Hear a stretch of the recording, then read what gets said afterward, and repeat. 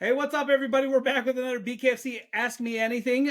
We are joined by Markus, young Murk, Suarez. How you doing, sir? What's up, my man? What's up, man? Okay, so I don't usually do this, but you have one of the coolest entrances coming into the BKFC. So in honor of you, I've got something special real quick. So check, I got to take these off first. Hey, hey. Now I look like you. You probably can't hear me very good, but it's not that cold. But I just wanted to honor you. Hey, man. That salute, respect, man. I appreciate that. All Everybody needs to right. understand. Everybody needs to understand that I did have the coldest walkout in BKC history. Yeah, no, it was a great walkout. So the one thing that I hadn't known about you till I saw that prospect thing, and then like I saw it and I was like, holy shit, this guy's story. I was completely drawn in from the first second I saw it, and then I knew I had to like meet you. And then in Miami, I was like, when I saw you sitting there, like you were the first guy. Like there's all these famous fighters, world champions there, and I walk over to you first because I was like, I know that guy, like. Yeah, man. I try to play cool with everybody, man. You know what I mean? So as soon as I was on the BKC Prosper series and a little bit of my story got out, I try to like promote the story. People wanted Yeah. to hear it. Okay, so I mean, you seem like a team guy. Like I feel like you're not like affiliated with anybody necessarily one person. Like everybody that was there came up, shook your hand, said hi to you. Like you just seem like you're in close with everybody. Like has that always been your thing? Just kind of be cool with everybody? Yeah, man. First of all, I'm too old to be having problems with somebody, man. And second of all, I'm cool with everybody, man, because we all have the same goal. We all have the same dream and the same end game, And we're all Right. human. Okay, so I know you I've come been, from like your family. They can come in and say hi if they want. Oh yeah, I was gonna tell you. I talked to Russ today. He said you're a huge inspiration to him and everybody, and he appreciates all the positivity you bring to everything. I love Russ, man. No, I don't think there's a guy dedicated as much as Russ is, man. He goes all out for the fighters, even for the amateur guys. For my amateur guys, man, he goes all out. Really great guy, man. We need more Russes around the world. Like I'm not gonna say the number that he told me that he drops to like support all this stuff, but like the female fight fell through, and so he had to go get more pictures because he goes and he gets these pictures made and gets you guys sign them and he gives them away, and he goes, well, it kind of sucks. He goes, I just spent $120, so now I have to go spend $120 more to get new pictures made up. But I mean, like and that's all him. Like he makes no money off this. It's just We his need love to for. we need to get Russ just like a fighters union. We need to get Russ sponsored as the main guy that does everything for BKFC, man, because he really goes to every show. He drives there. The guy drives in his Yep. BKFC van. So the guy has full dedication. He has my respect and my support. Yeah, and I mean that's the thing too. I mean, like you see, like on Facebook and on Instagram, if you're a fighter and you want to get your name out there, you become friends with that guy because he shares your stuff. He gets your story out there. Like I mean, he's the number one guy. Like if you're asking me right now, the number one guy for promoting BKFC, it's him hands down. Extreme, yeah, Extreme BKFC page. I already know my memory. Yeah. Okay, so let's talk. So you I love you you, were Russ. I love you, Russ. okay. So you came. You had a difficult childhood. You were a chubby kid. You were bullied quite a bit. At what age did you start fighting and realizing that's the kind of the route you wanted to go? Well, in reality, I've been fighting since elementary school. Sure. I've been fighting since I can remember, since the fifth grade, since I can remember.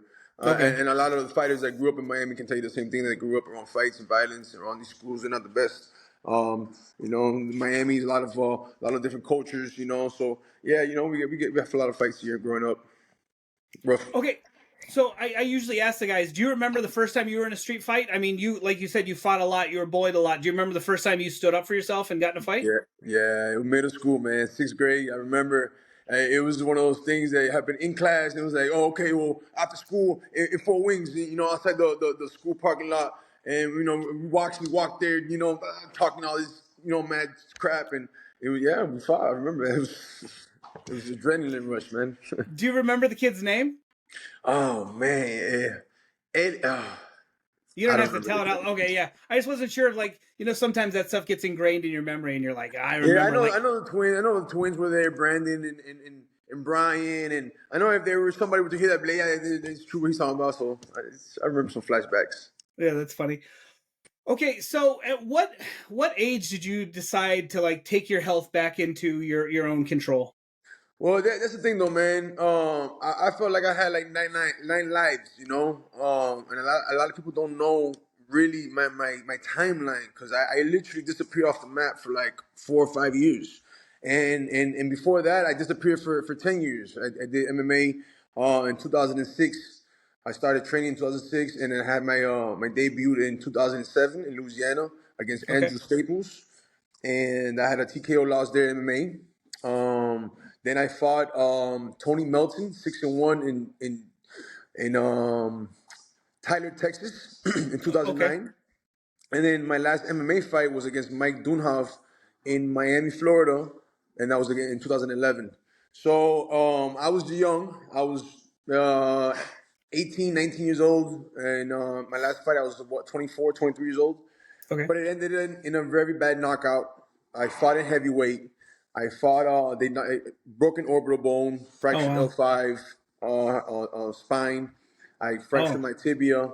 And from there, I lost a lot. I lost a lot of confidence. I lost a lot of self esteem. I lost a lot of emotion. I lost sponsors. I lost everything. my family. And I gained weight. I gained a lot of weight. I had to work and work and stress and paying bills. It just I thought my career was over. You know, MMA it's hard, especially at that time, 2002, 2003. You know, that time where MMA started to get popularity and everybody Hmm. wanted MMA. It wasn't that big. So I gained so much weight, man, that I was borderline diabetic. Borderline diabetic, and they told me either you stay like that and die, or you live longer for your kids. And I said, man, I have a 7-year-old son and I have an 18-year-old daughter. I can't let them down. So Sure. I lost the weight. I never thought I was gonna fight for BKFC. I never 5 years ago it wasn't BKFC was not in my mind. I was just doing it for health wise, longevity, and losing it for my kids. I didn't want to be a fat piece of shit. Okay. So how did BKFC come on your radar? um, about 2 years ago, I I was watching. I have a lot of friends that fight. That went from the MMA world to the bare knuckle world, and I started watching it. And just like everybody else, once you watch one BKFC fight, you're an automatic fan. I still haven't met not one person that's been addicted to the fights of BKFC. So I told myself, and I started tagging bare knuckle. I started tagging, making videos, and started telling myself, hey man, might do a little comeback, and thought of it as a joke. I mean, obviously as a joke, and look where I'm at now. Okay, so I know you have kind of a funny story about talking shit to a couple fighters, and will you go ahead and tell the story, and then I will tell my half of the story because I did some investigation work and I was able to come up with some of it. So will you tell Okay. your story? What do you have? Can you hear me? Yeah, I can hear you. Okay, no. So you tell your story about talking shit to a couple fighters, and then I'll tell you what I found out afterwards. Oh man, I gotta tell you, man, this is the fight world, and you gotta keep it real. Um, but I have various stories with talking shit and failing on me. So you got to be careful if you talk shit, guys.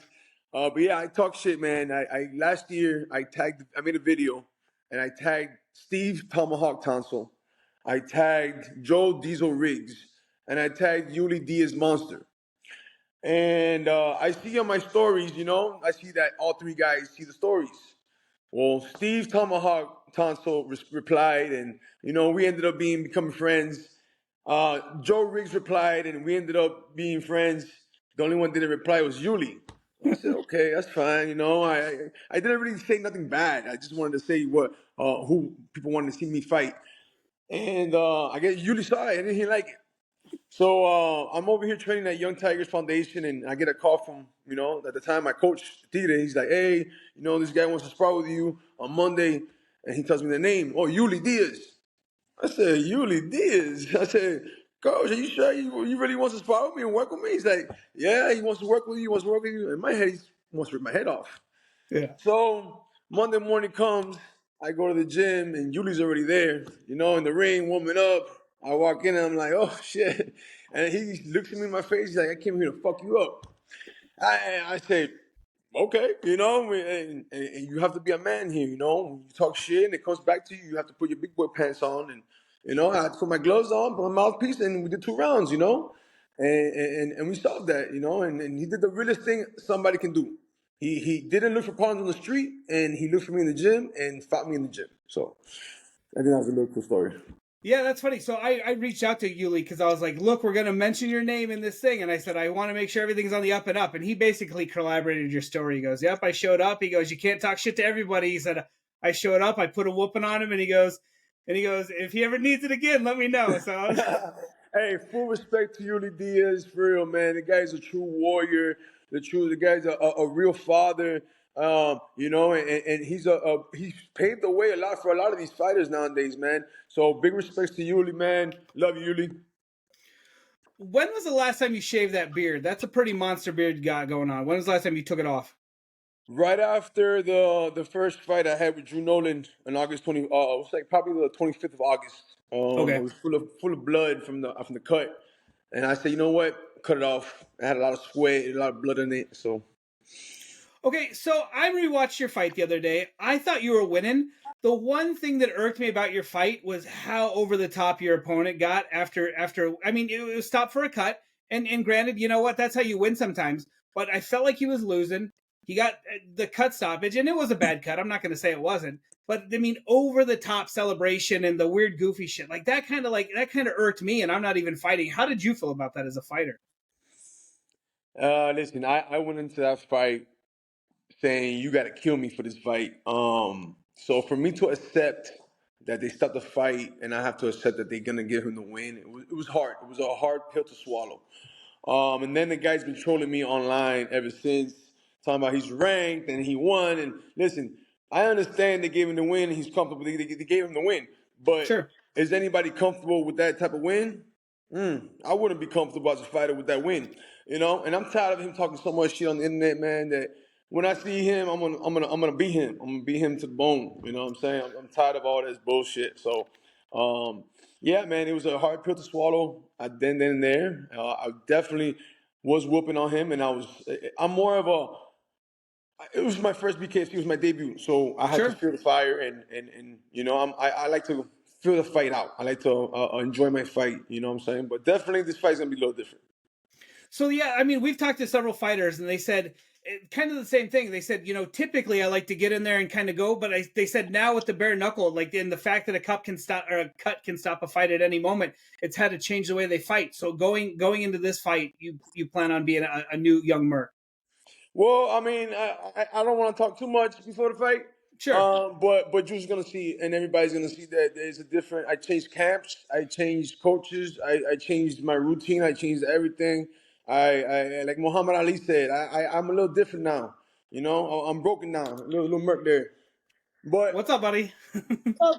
How you doing, man? But like Muhammad, like I said, like Muhammad Ali said, I've been broke some bones now. I'm hardened now. I did a little different for this fight now.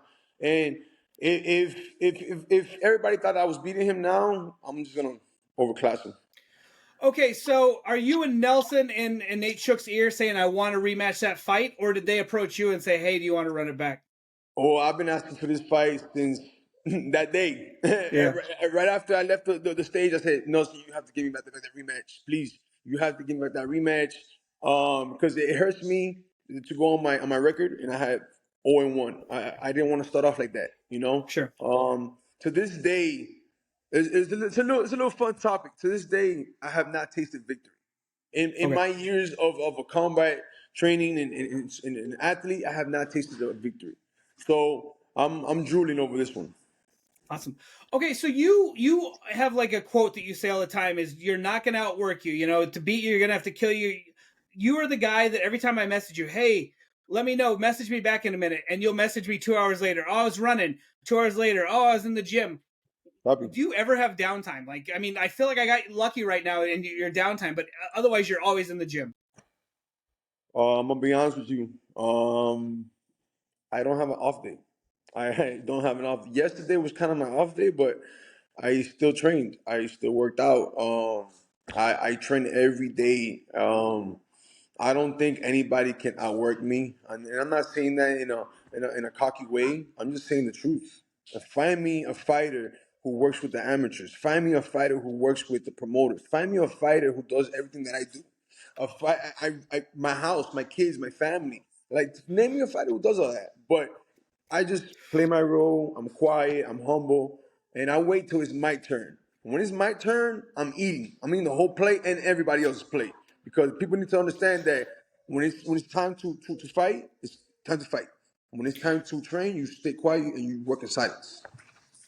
Okay, so you're not getting any younger. You've got, I don't know how many more years of fighting left, but when you are done with fighting, what's your plan? You going to open a gym? You like what would you like to do?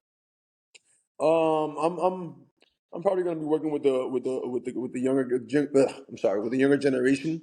Okay. I really have a passion with helping out these kids and seeing the fight game and how it is, because a lot of these kids think it is cool just to step in there, and I'm there telling them that, hey, you don't really have to fight. You know what I'm saying? You don't really have to fight. If you really want it, go ahead.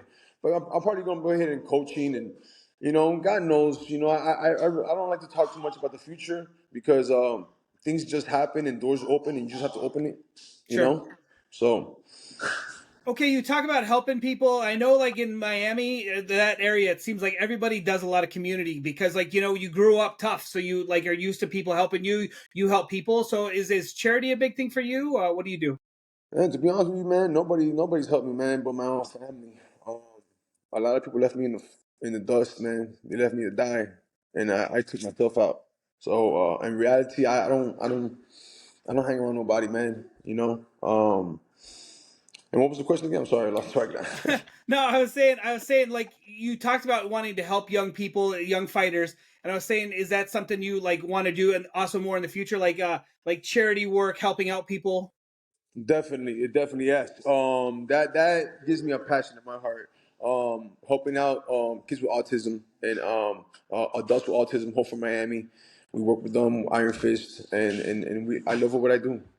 As a matter of fact, they have a role model program that is kids that don't have fathers, and I grew up without a father, so and I'm gonna go speak to those kids, and I find passion in that.